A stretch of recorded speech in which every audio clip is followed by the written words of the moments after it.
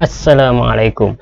Here are my top 6 easy DIY Arduino project from my student in 2020 that you can try at your home.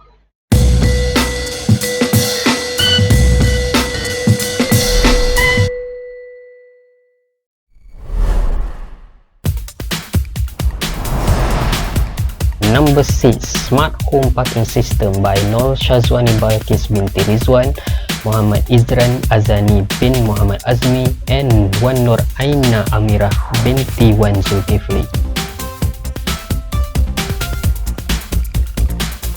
I will show the full video of hardware of this home smart parking system.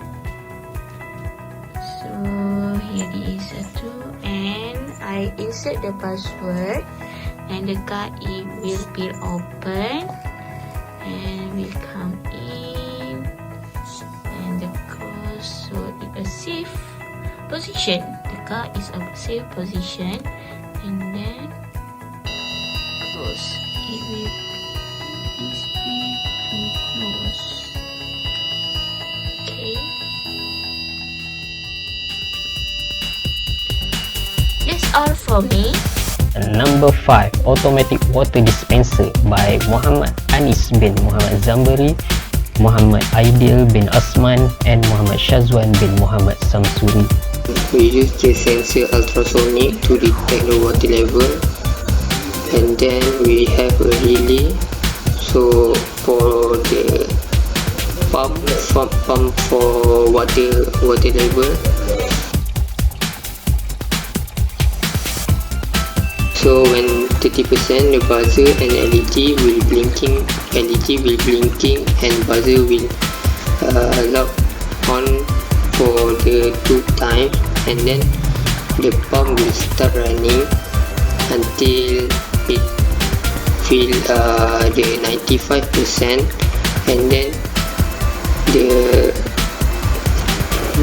LED and buzzer will blinking 1 time and then stop the pump. Number 4. Automatic Plant Watering System by Cik Wan HAFIZUDDIN bin Cik Wan SYAMSUDIN, NORI ELFAHMI binti DARWIS, and Muhammad SAIFUL AZRIN bin ABDUL GHANI. We have a sound master sensor that will detect the level of water at the sound, and we have a water pump. So when we turn on the power supply,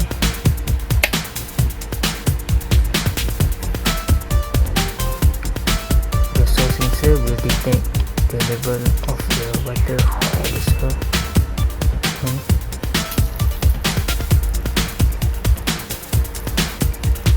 So you can see the water goes out from the pipe pneumatic tube. Number 3. Automatic Kitchen Sauce Dispenser by Muhammad NAJAH bin KUSAINI, Muhammad Zulkifli bin Hassan, and Muhammad Hadri bin Muhtar. For the motor, if we use the sensor, and the motor will become like this. And for the overall system that make the automatic sauce dispenser function, it's like this. So if we put our hand here, the LCD will change from chili to welcome, and then the water dispenser will dispense the content of it, the sauce. Number 2. Automatic Fish Feeder by Amir Hamzah bin Muhammad Zauti, Putri Balqis binti Daud, and Alwani binti Aziz.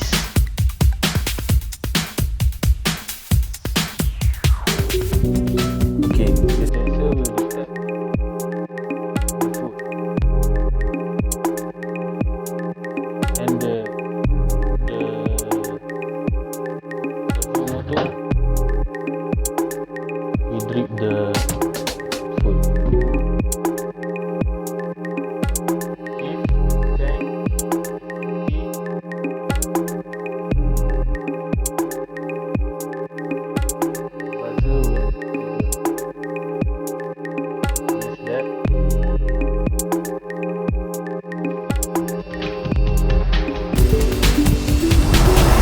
And finally, the number 1.